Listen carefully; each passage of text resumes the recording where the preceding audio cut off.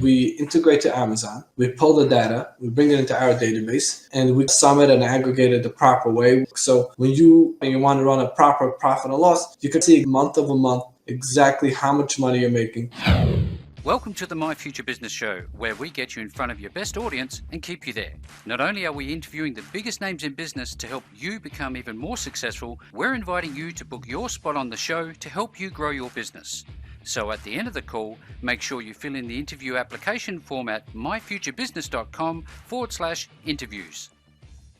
Hello, and welcome to the show. This is the show that gets you in front of your best audience and keeps you there. I hope you're doing really well, and thank you very much for joining us. Now, if this is your first time joining us, I know you're in for a treat because today I'm on the line with the wonderful Nachman Lysa. Welcome to the show, Nachman. Hi, thank you so much for having me on the show. Absolutely a pleasure to have you here. Now, you and I were speaking just prior to the call, and you are the founder of a company called Connect Books, and we're going to be talking about your journey behind starting this particular business that helps Amazon sellers automate accounting, track their inventory, and understand profits in real time. So this is going to be very revealing. We've not had somebody to talk about this type of thing on the show in the past, but before we do that, Nachman, I was wondering where you're calling in from today. I'm calling you from New York. New York. Wow, whereabouts in New York are you? We're like 30 minutes north of the city, next to Palisades Mall, that area, in right. Rockland County. Yeah, excellent. What do you like about the place? I love the place. It's in this area kind of like built up a little bit. I've been living here already 11 years, and Rockland County has been developing a lot. Yep. Like we got better shops because I originally grew up in the city. Yep. And then I moved out here, so it was kind of like a change. I still love the city life. I still like the city. Maybe one day I'll still go back. Who knows? Yeah, absolutely. I also like my quiet and peace. I like to have like my space. Like I don't like coming home at night and circling for like 20 minutes to find a spot. I like to like a driveway where you just park in your car and you could come out at night and just kind of sit back and relax and look at the beautiful trees. It's actually starting to be fall now, so we're having a lot of and what's very interesting, we have a lot of deers, and the deers actually, they change colors. That the deers, they turn gray in the winter, and I actually Googled it. They need to like keep themselves warm, they change colors. And my son was the one who noticed it. My small son, he's like, "Hey Dad, don't you see that deers are changing colors?" I'm like, "Yeah." Very observant, isn't he? Yeah, so it's very different than living in the city, but I think we're kind of getting the benefits that the area has built up a lot, and we have a lot of shops here, and we have a lot. So I think we kind of like do like a mix. We have like some of the city, and then we have our peace and quiet. There's certainly something to be said about the city life, but there's also just as much to be said about the country life. There's that fresh air, the ability to go walking amongst the wildlife, and all those types of things. So, what else do you like doing with yourself? Do you have any other pastimes? What do you say? Do you have any other things you like to do, like hobbies or pastimes? I enjoy a lot my work. That's really one of the things I enjoy a lot. It's kind of, the software they've been willing to talk about. I've been working around the clock for like the last 4 years, but it's a major accomplishment. It's something that I enjoy doing, and as they say that if you love what you do, you won't work a day in your life. And I really enjoy my work. I love to do accounting. Like if anybody would call me and say, "Hey, these books are corrupted. Can you help me fix it?" I won't even charge them. I'm just like, you just do it. Look, like I'll help you. Like, why not? Yeah, why not? Well, business hours, I have to send them an invoice. Otherwise, I'll just do it. That's the thing about the My Future Business Show. We're helpful people helping people. And, there'll be a lot of people on the show today listening into this, usually startups and those who are just starting the journey that you've already walked. So there's going to be a lot that you can share that they will need to be aware of. And one of those things was how you were rejected by more than 50 companies. Tell us a little bit about this part of the story. It's fascinating. Yeah, so this was like back 11 years ago in 2011. In the area I'm living in, Rockland County, it was very underdeveloped at that point, and underdeveloped according to what it's today. Yeah. And back in days, we could have driven down these roads here at 60 miles an hour. Today, you can barely move at 25. Mm-hmm. like the place really got populated very very much, and plus business has been booming. Like we have had a good economy. Even today, when they're saying now that we're kind of in a recession, but they're still saying that for every two vacancy jobs, there's only one person to fill it. Oh wow. So I mean, the market is still going strong. So today it's very hard to understand what we went through 11 years ago for the for the new generation. But 11 years ago, there weren't that many jobs out there. When you came out of school and you kind of started hunting and you started looking around, it was really hard to find something. And as I was starting my journey and looking for a job, I had sent out my resume to like over 50 places. Wherever I was able, took the local paper. I tried finding local jobs. Yep. Wherever I was able to put in my resume. I even called like my old neighbors, like we used to live in the city. I'm like, I know you guys have big companies. Are you looking to hire somebody? And they're like, yeah, we don't know. You're gonna want to Hmm. travel. I'm like, listen, I need something, Yep. Yep. but it was very hard. And ultimately, I got rejected all over. And the only option was for me at that point was to be a cab driver. So actually, my first job, I was a cab driver for like a half a year. They were looking for more drivers. They gave you the car and they paid for all the expenses, and then you got like a commission from every Yep. call you did. Yep. Um, and it's not like Uber. Uber is where you drive your own car. Here they gave the car and everything. So I kind of started doing that in the beginning, just to kind of put some bread on the table. And the truth was, it was like for 3 weeks that I didn't have a job, and Hmm. I had 1 week left, and I knew the first is being next week, and I was like, I don't have money to pay the rent, and I didn't have from where to borrow, like I didn't have Wow. from where to get it. So at that point is when I got in behind the wheel, and I started being a cab driver, and that's how Yeah. I Wow. started off. So tell us a little bit about what being rejected so many times did for your character building. Do you think it was important to experience that? Yeah, because I kind of look back at it's a very interesting story. So when I was a cab driver, I was actually looking to do something more meaningful, and I really wanted to do something else besides just being a cab driver. So one of the things came into my idea. One of the things I was thinking then was going to school and kind Mm. of doing college, and I was thinking of that point of doing accounting. So that's where I kind of started thinking about the accounting career, and I started to work on my bachelor's. Interesting stories. Yeah, asked me what the rejection did. So I went to a company called B&H Photo to apply for a programming position. Yep. And at that point, they were taking people without experience. So what they were doing is they were saying, take this book, Java for Dummies, and learn how to do it, and come back like in 3 weeks, and we're gonna see how fast you pick up. And if we feel you're a fit, Ah. Yep. we'll bring you into the company and we'll train you for like 3 4 months, and then you become a full fledged programmer and you go into the programming team. So I went down for the interview, and I took off time from the cab driving to study for this programming because I had to read the book. And I remember Yep. even built out like a whole calculator in code. And when I came back, I showed it to them, and they weren't too impressed. They asked me one question which I couldn't answer, which today I do know what it means. And Funny and that. they didn't give me the job. Now, my friend I'm also very tech savvy, meaning I was always as a kid, I always loved gadgets. I always had the Yep. latest Yep. iPhones, iPads, like all that, computers. So I was very tech savvy. And for me, it was like a little insulting because I was really excited to do programming because I was very into technology. And my friend, who was like really not tech savvy, and he still isn't today as tech savvy as I am, Mm. he somehow landed the programming job. We were both the Oh same, wow. and I and let's fast forward 11 years.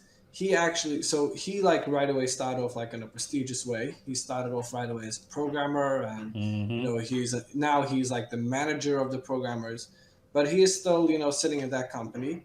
Um, our our CTO today in Connect Books, it used to be the head of security in B&H. So I think I kind of moved completely different. We're today a Yes. team of 15 plus employees, and our CTO used to be the head of security in B&H. We kind of pulled out their top people to work Yeah. for us. Wow. So Yeah, it's that's funny.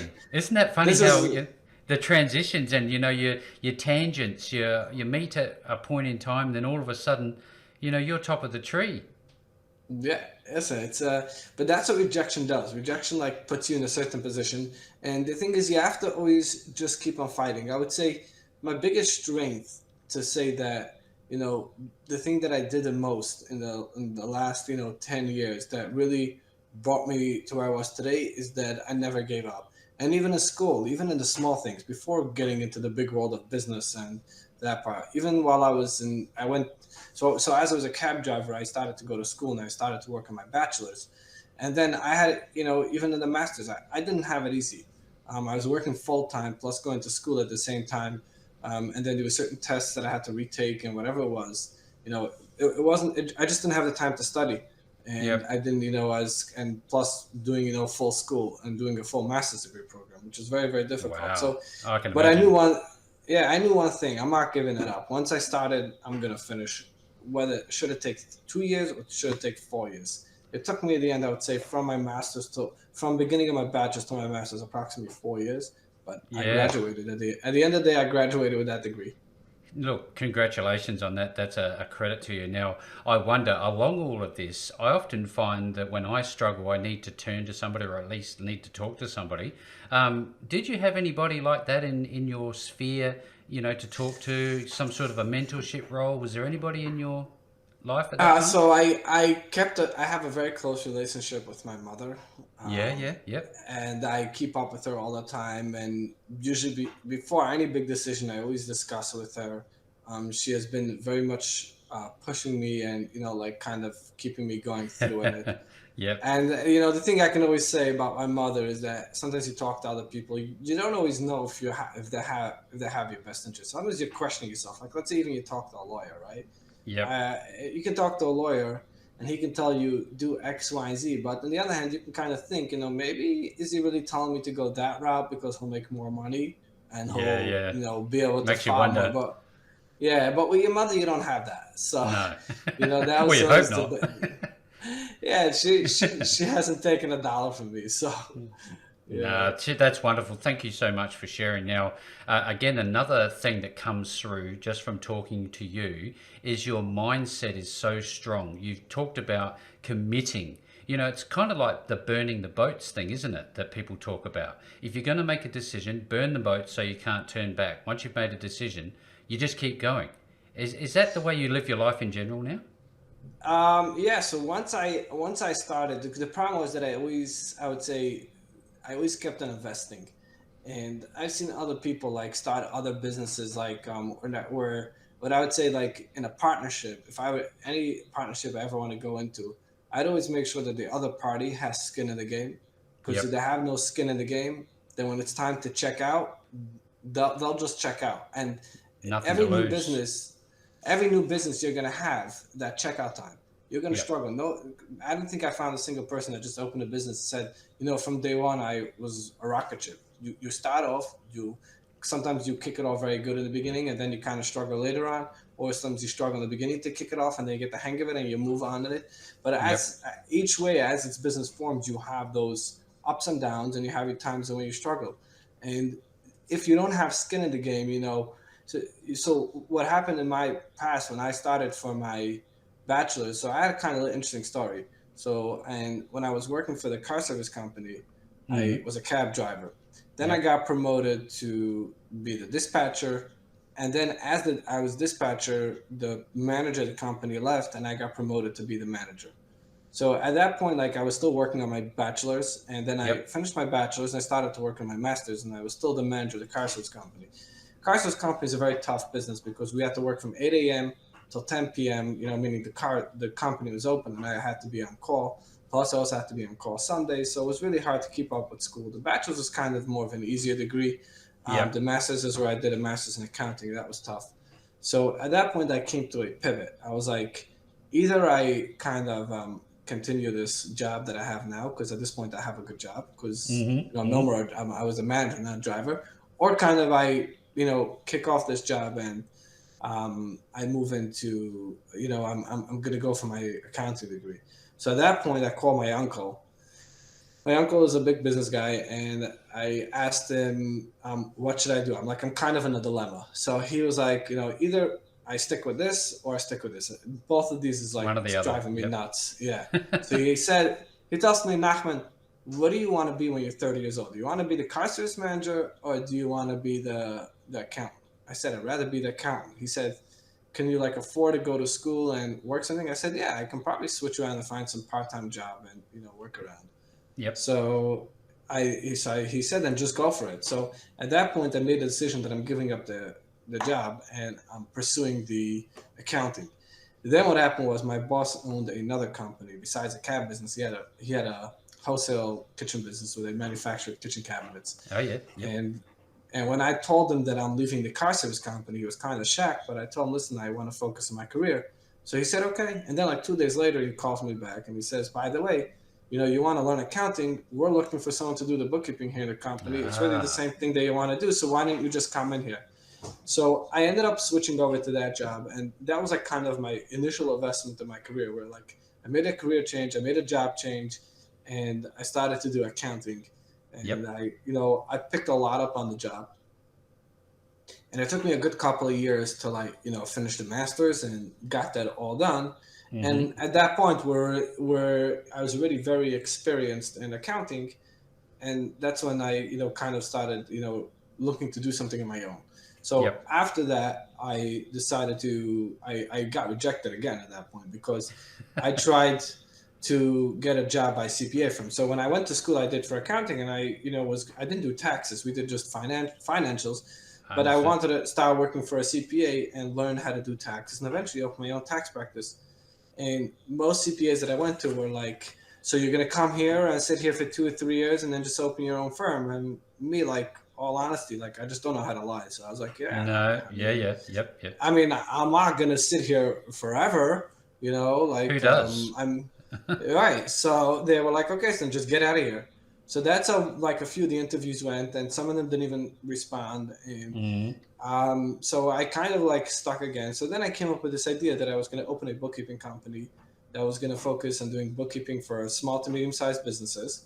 And Yep. the idea of the bookkeeping wasn't just that we're going to do plain bookkeeping, we also do like CFO services because a lot of times you have bookkeeping companies, they do bookkeeping for small to companies, but then it comes at the end of the month, the business owner, like, they don't know how to read a balance sheet, they don't know how to Ah. P&L. Yeah. I mean, Yeah.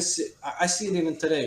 Customers ask me, like, send me the P&L. I'm like, your P&L looks very nice. You showed up $100,000 income last month, but maybe you want to go over the balance sheet because your assets are like way out of control. Like inventory is growing like Yes. crazy, and you're not even thinking Yep. about that. Yep. But business owners sometimes they don't seem to understand that part. So what happened was at that point I decided I'll open such a company where we do the bookkeeping plus we do like that CFO services on along with the bookkeeping package. So we started to work on that, and then at some point I started to work with Amazon sales. Like 3/4 of a year into that company, I started to work with a few Amazon sellers, and we had like an interesting story. We had basically a private label company. So on Amazon, we have two types of sellers. We have private label and wholesalers. Yep. Resellers are like those who like buy branded products, like D-wall Yeah. Yep. drills or Yep. anything like that. And then the private labels, people bring in their own brand. So there's a private label seller. There were two partners, and Mr. A was only a part. They had like 10 products they were selling. From the 10 products, Mr. A was only a partner in three. So Mr. B wanted to buy off Mr. A, but he said we need to know what the profitability of the business is. But we Ah. need to Yep. know profitability on a product level because he's only a partner in 3 products. So we have to split this all up.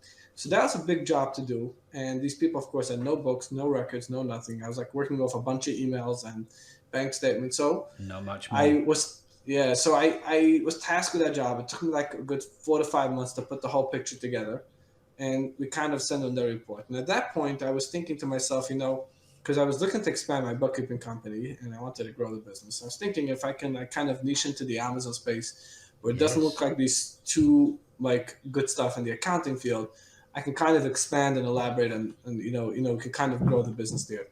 So at that point, what I did was I had a friend of mine who was a programmer, and I was like, "Hey, can you like kind of do a program that automates all this work that I've done?" So I've had all the work that my program does. I've had it all built on a spreadsheet using Yep. formulas and all that, and I Yep. like kind of explained to him how I do it and if he can kind of automate it. And he was like, "Yeah, sure, we can do this." So that's where the whole idea of Connect Books was born, Yeah. and Wow. that's where we kind of started to build out. And then eventually, so the original thing of what I would say also very good to anyone who's thinking about software, the idea of what makes a software successful is I originally built it for myself, meaning I myself found a void. It's not like I thought of, let me write a new software. I No. actually No. had this problem that I never had to do accounting. I didn't have the correct software. So That's when I built my own software.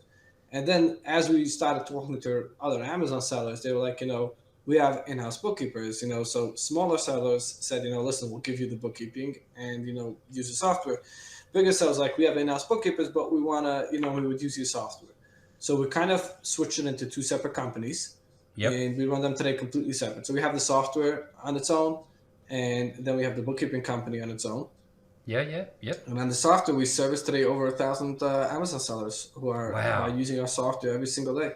And you'd have that snowball effect, wouldn't you? You'd be becoming well known in that space. So there's the sky's the limit. What a market to tap into. Yeah, Amazon is a huge market today, and Amazon is here to stay. Meaning, since COVID, e-commerce went crazy, Yeah, and absolutely. it might have shifted a little bit, because I mean, we saw like interesting, like you saw those. You ever saw like Vroom, Carvana? I mean, those people went extreme. They tried to make e-commerce with cars, but Yeah, people still like to go down to the dealership and kind of take that car for a test drive and kind of like it. absolutely.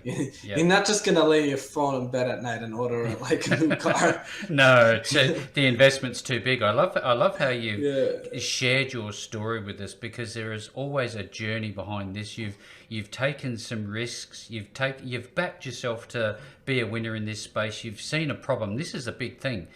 You've only built this because there was a real problem to solve. Now, in terms of, I guess, some of the feature sets inside of Connect Books, tell us a little bit about what people are going to find inside the actual software.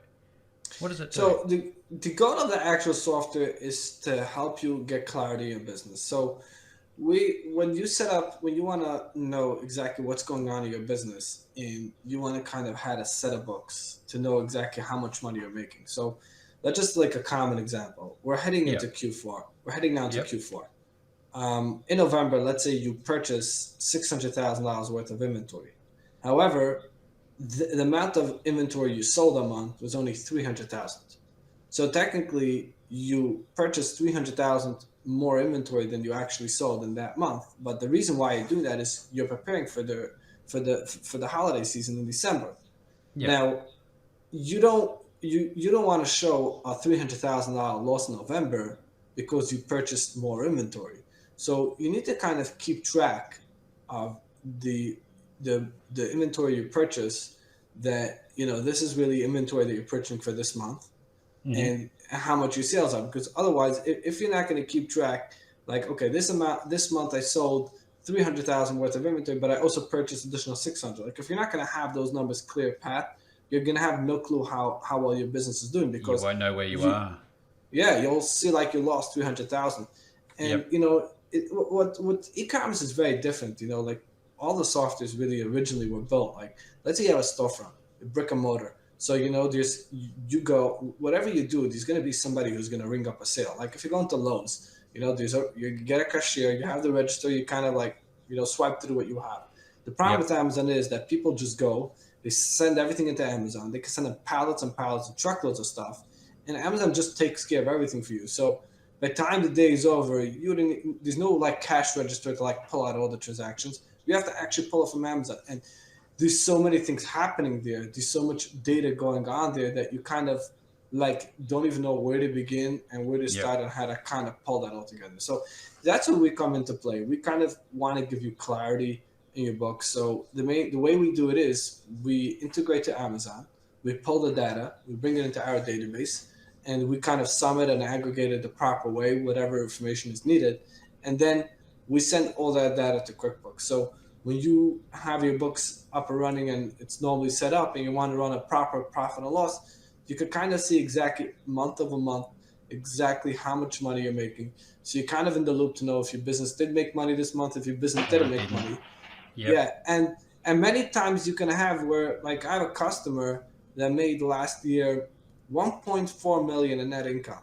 So they did like $20 million in sales on Amazon. Their profit margin after everything was 1.4 million. But Hmm. the problem is there's no money in the bank. You know why there's no money in the bank? Because in the beginning of the year, their inventory was at 4 million, and now at the end of the year, their inventory is at 6 million.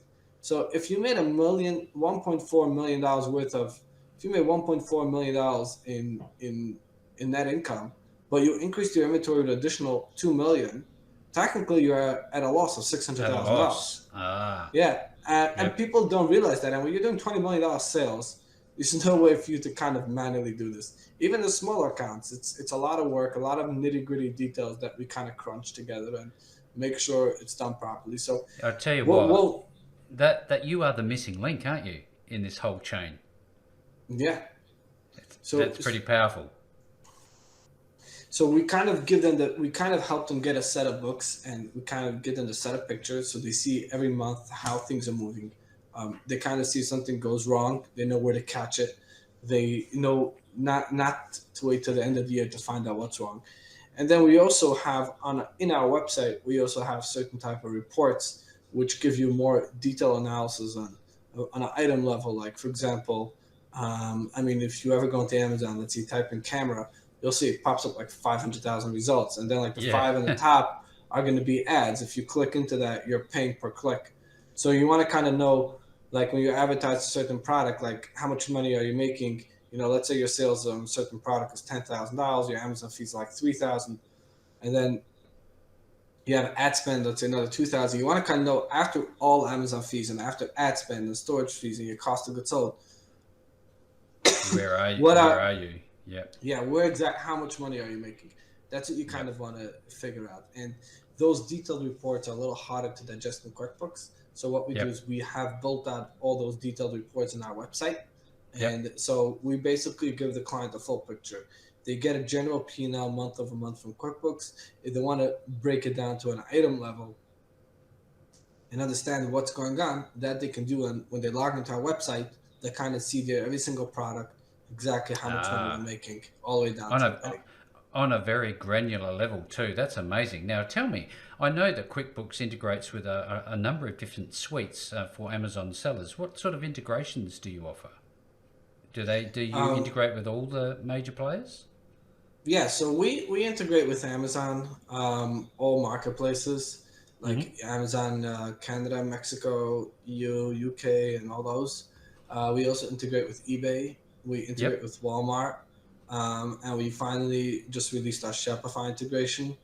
And Shopify, we also do all gateways, meaning to say, when you have a Shopify website, people can either pay you like with a credit card, but that goes through Shopify's gateway, which is called ShopPay, Ah, yeah, yeah. or people can also pay you through PayPal, Apple Pay, Google Pay. They can do a firm where they can like take like a payment plan over time. So that kind of gets very very complicated. You know, I Mm, would say Shopify in a certain sense is more complicated than Amazon because Amazon, the way they work is they take the money and they give it to you once every 2 weeks. So you kind of yep. know, okay, I got $500,000 in my bank, and then we can pull reports what that $500,000 was. So we at least have a number what to work with, and we know where we need to get to. In Yep. Shopify, if the payment comes from Shopify Pay, which then it would work similar to Amazon, where you get your money, let's say, like once a day instead of every 2 weeks. But we can Mm, also pull reports like, okay, you got $100,000 in the bank. What are all the sales and transactions and fees associated with that $100,000? However, if you're using, let's say, Google Pay or Apple Pay or like any of those other payment methods. So what happens is, let's say you pay through PayPal, right? yep. So it's not going through Shopify. So when I place an order on your website, on your Shopify website, all what Shopify does, okay, they send a token to PayPal. PayPal says, okay, the transaction's approved. So Shopify marks it as the order's ready to ship because they got payment. Now, in terms of that, what happens afterwards is it gets into your PayPal account, and then from there you transfer to your bank account. So every single day you can have money coming in from various different sources, which Mm, is very hard to link back to a transaction because there's third parties involved. And the yep. third party involved don't really have too much owner information. All they have is something called like a checkout ID. And then like it gets very complex. So we Tracing have it. figured Yep. yeah, we have figured out a very, very good structure, which is impossible to do by hand because it works. We every time we sync an order, we check like which gateway it is and what it is. Meaning in Shopify, these reports, but they don't break it down well enough per gateway to pull it back in Yep. order Yep. level. So Understood. Yep. when we pull that, we kind of see all that information and we allocate it to proper gateways, which in our sense, if you really want to track it down to the dollar level, with our software, it's doable. Wow, this is incredible. I'm pretty sure there's some very excited people and frustrated sellers. I would think you would speak to a lot of. You know, if you can simplify my existence and help me make money and help me see where I guess remove the shadows from my business, see where I'm making money, see where I'm losing it, help me with my inventory, all of the things that we've talked about. Surely that's got to be a good thing. Now, tell me, obviously this is a global brand. What does the onboarding look like? Is it very difficult to learn the platform? So we actually devote a lot to the onboarding. Yep. We have the way we see success is, when we onboard a customer, meaning if the onboarding is done right. If Yep. the onboarding is done right, then they'll stay for us for a very long time. We have a very low churn rate. Yep. Um, and the way it works is that when somebody would call into the office, if they have a question, if they have any question about like the product, we'll discuss it with them. We'll tell them all the different pricing and different variations and like what they need to know. And then after that's said and done, like let's say we'll tell them, okay, are you guys ready to sign up? So they'll sign up, they'll create an account on ConnectBooks, we'll connect to their Amazon account, we'll walk them through the process. And then once it's connected, what we'll do is we'll tell them, okay, give us a day or two to fetch all your data. And Yep. then we'll schedule a call with an onboarding specialist. So we have onboarding specialists. Those people have at least 10 years experience in bookkeeping. They are a pro when it comes to ConnectBooks. So Hmm. they know they can answer every single question when it comes to e-commerce bookkeeping. And what we'll do is on that point, we'll give them like an hour time slot. We'll get on the phone with them. We'll do a Zoom link, a Zoom meeting, and walk Yep. through the process of how we, set up ConnectBooks and how everything works. And we'll make sure they kind of understand what needs to be done. And if we see they don't understand something which we think is very crucial for them, then we'll kind of give them some follow-up work and tell them, okay, watch these couple of tutorials, make sure you understand this, because if you're not going to do X, Y, and Z, then basically your What books are happens? going to end up being in a mess. And Yep. and if they end up being in a mess, it's a loss for us because it comes at the end of the year, they go to their account like, hey, these books don't make sense. Like this doesn't make sense. Okay, Yeah, absolutely. just cancel this whole subscription. Let's just forget about it. Like that. Look, So there's obviously some power in relationships here, and the fact that your clients have a relationship with you, and they have access to support, and they have access to people, to true professionals along their way, is again a real credit to you, because I think it's one thing to have a great piece of software, but it's another thing to help people succeed. Now, given that we're at the pointy end of the call, Nachman, tell me, where are people going to find this wonderful software? Where are they going to go and buy it? yeah, so if they wanna see more, they should go to our website, Hmm. connectbooks.com, and they should go /offer, and that's where they can get in touch and schedule a demo to hear more and see more about information. Wow, that's incredible. Thank you so much, Nachman. Again, if you're an Amazon seller, or you want to, sell through any of the integrations and links that we spoke about, certainly make your way through to connectbooks.com/offer, and you will be surely introduced to Nachman and his wonderful team. With that all being said, Nachman, great call. Thank you so very much for joining me on the show today. Thank you so much, and thank you for having me. Thanks for joining us today. If you enjoyed the call, then make sure to subscribe, leave a comment, share us with your friends, and book your spot on the show at myfuturebusiness.com/interviews. And if you're looking for solutions that will help grow your business, then visit myfuturebusiness.com/shop.